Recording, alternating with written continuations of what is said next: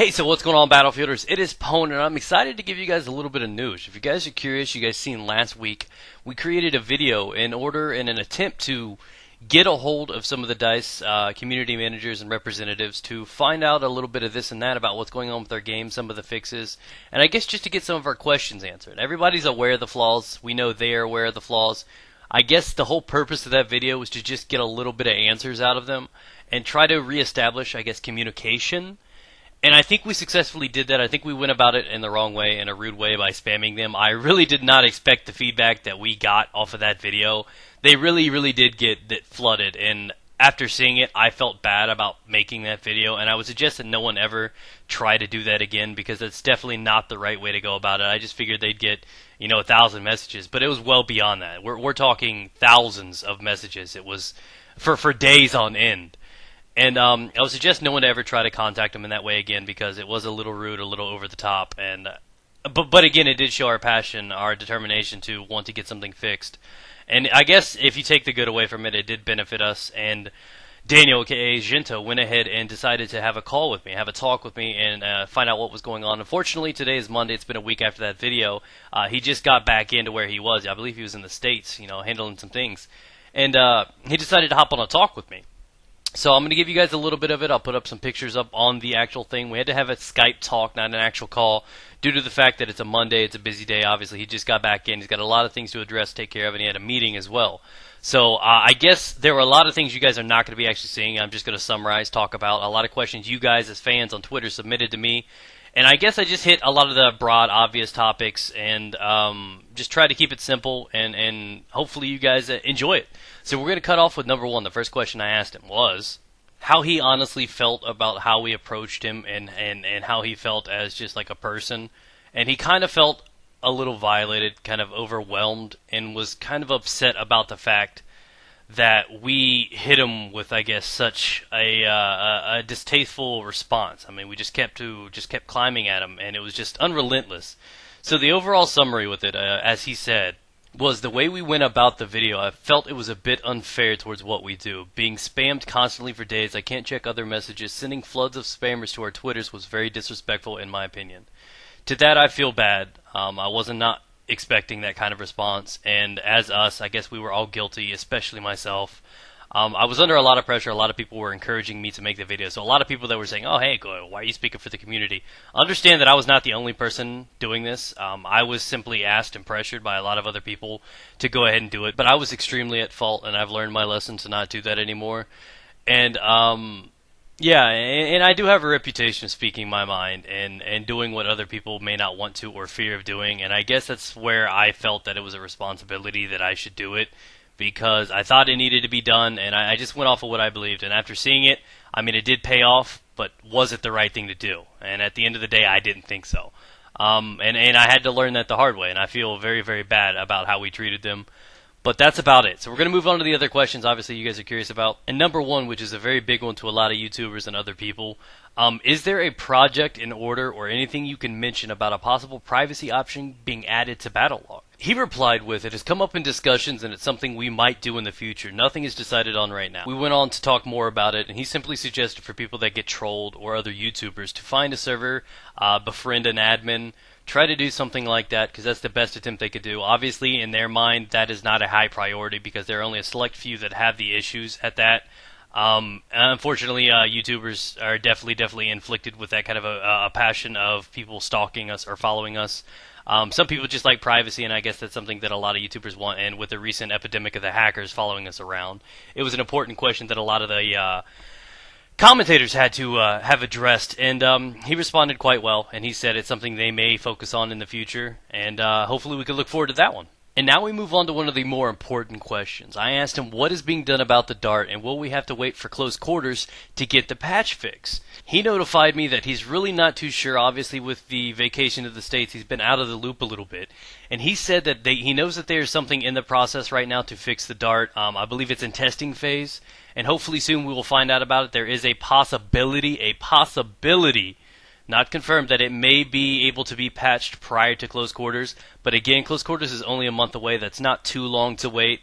In the meantime, he said he would suggest for you guys to find servers where they ban for that or prohibit people using the Dart exploit.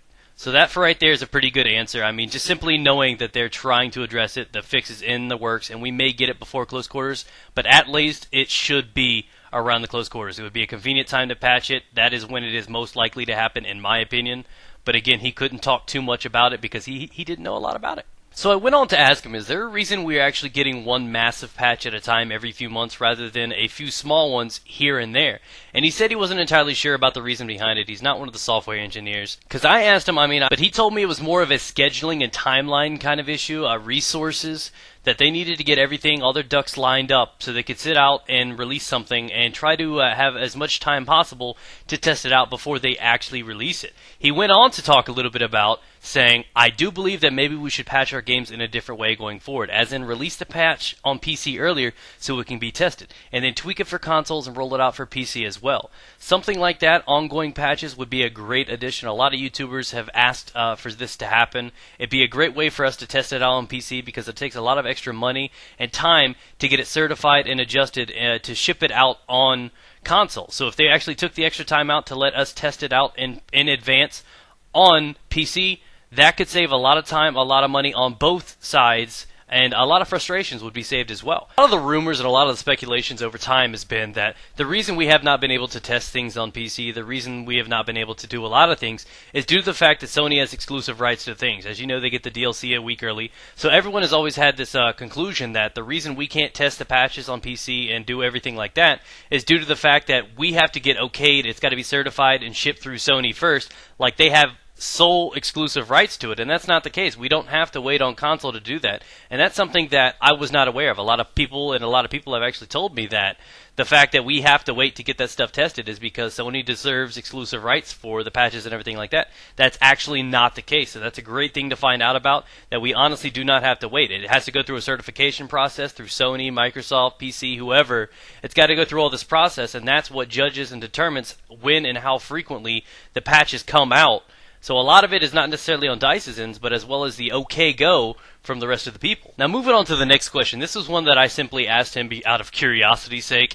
I asked him, what do you think about the YouTuber's impact and impression with Battlefield? Promoting it, reaching out to so many people, etc. He said, I think it's it goes both ways. YouTube vids are great from a marketing perspective to catch new players, to show everyone what the game is about. I remember during the campaign that led up to us releasing Battlefield 3, the YouTube commentators did a great job in selling the game. And he was excited about that. Obviously, I was too. Woot. Though, through a dev perspective, having videos about issues people encounter in the game and everything is great. They can learn from their mistakes and do a lot of good things. So those guys that find flaws and mistakes, make videos about it, make it known, they do find out about it, it does get back to them. So we are making a difference with those. So we go ahead and move on to one of the more difficult questions, one that a lot of people want to address. There's mixed feelings in the community. Some people like the new suppression. A lot of people want it back to where it is. So I talked to him about it. I had to make sure that I addressed this a little bit, and he gave me a pretty decent response. I asked him, was the addition to improving the effect rate of the suppression something that they did intentionally, or it was an accident? They said they meant to do it to test it out as an experiment to see what it would do with the game. If people overall loved it, he said it was a very, very split feedback, mostly negative. So they have learned from it. They realized that it is kind of an issue. He mentioned that Alan Kurtz can describe it more technically. I would suggest not to blow up his Twitter, guys, but I just to wait to see what he wants to do about it. A lot of people have said that they expect it to be fixed. Do I think it'll go back to where it used to be? No. He said that he personally likes the new suppression. He likes the idea behind it. I, on the other hand, disagree with it. A lot of other people disagree with it. I have adjusted to it, but I do believe that I would expect a middle ground, some comfortable level in between now and how it used to be. So I do expect a suppression fix. After talking to him, poking and prodding, I would expect a fix probably in that patch to find a common ground that everybody can enjoy with the suppression. So that question is one that a lot of us have been asking for a while. Now we move on to one of the more serious questions, one of the ones that I myself would really like him to answer. And he kind of came out, he was a little curious about it, so I asked him, I said, seriously, man, real talk, boobs or ass? And I put the pressure on him, and he decided to tell me that he is more about charisma and personality. In turn, after a little bit more poking and prodding, he admitted that it was men that he liked. Just so you know that we are this far in this video, I want to let you guys know in honesty that none of these chats, none of these Skype logs have been altered or doctored at all. All of this is straight from myself and Zh1nt0 having a call today. Now we move on to a question that a lot of my console fans wanted me to ask him, actually a couple of them, and we're going to start off with the big one. And it was simple. Is console ever going to see a player increase? Like, obviously, they are limited to 24-man servers. Will we ever see a 32 or possibly even a 64? So I asked him, hey, is there any likelihood? He said the player cap for console is 24 and cannot be altered. And that is solely due to the fact that the consoles themselves, the hardware, are not able to keep up with the curve and the amount of detail in the game, so they are strictly limited to only having 24 people. Now that just may be a problem that we have at the modern day. Come time the new Xbox 720 comes out, or the PS93, whatever we're on, that new hardware will probably be able to cope with. So possibly in the next Battlefield title, we should have a system worth wielding a larger thing. So that's something the console players might need to look forward to. If I had to expect it, they'll probably be able to learn and work with the curve that we could expect, hopefully, 32-man servers. That's not from him, that's just a hope that I have, and maybe we could see that. I also go on to ask him, just as a possibility, as you guys know, the Armored Kill DLC that will be coming out in a few months is rumored to have the largest map in Battlefield history. A lot of large maps are going to be involved in this new DLC, not the close quarters, but the one after that a few months later. Sometime in the fall, we should expect that. And a question was asked to me on Twitter. He said, hey, ask Zh1nt0, ask him, see if he will be able to speculate and give us a little bit of advice. Because they're concerned. I mean, with even larger maps, how will that play out on console? Will the maps be altered or reduced for the consoles? And of course, he teased me, he prodded at me, and he said, I cannot discuss anything about this. So we tried to sneak a little bit of information out of him, but he said that there's absolutely no way he could talk about any future DLC. But hopefully I will kidnap him and hold him for ransom, and we'll find something more about that later on. But that's a question you guys had me ask, and it was a good question. It's something that I really had to think about myself. I mean, will they try to change or alter the map just so it plays a little bit bigger? A larger map on 24-man server may not be the best ever. And my 10th and final question, my closing arguments to Mr. Zh1nt0 was, I said, hey man, is there anything that you would like to mention to the fans, to our viewers, or any sort of spoilers, hint hint? And I said, maybe Battle Quarter, okay. And he said, well, he's working on getting more info out to the public about anti-cheat right now. Obviously, that's a big thing.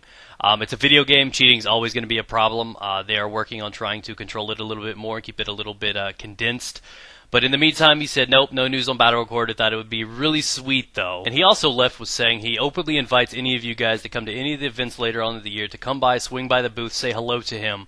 But for me, as a personal warning to you guys, remember exactly what he said when he answered that boobs and ass question. But that about wraps up the video, guys. Hopefully you've enjoyed it. It's glad to see the community came together, even though it was not the most positive way to go about things. I'm glad to see that everyone came together to do something for our cause. We all obviously want things like the dart to be addressed and fixed. And I want to thank Daniel, if he's on here right now listening to this.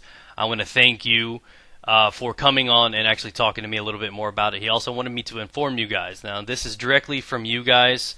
If any of you guys have any issues or problems, don't necessarily spam him anymore. You guys can come to people like myself or Colin, that I actually have a direct line to contact people like Zh1nt0 now. We have a nice communication built, and I guess that was the purpose of that video. We do have a great solid wall of communication with them now. So at the end of the day, we got a couple answers. We've got a great way to communicate with Zh1nt0 and a couple of the other guys. So great things are coming up. Obviously look forward to that. Again, I want to thank everybody for watching, everyone that supported that other video. Remember to leave a rating and check it out on Reddit, guys. Peace out. Get it.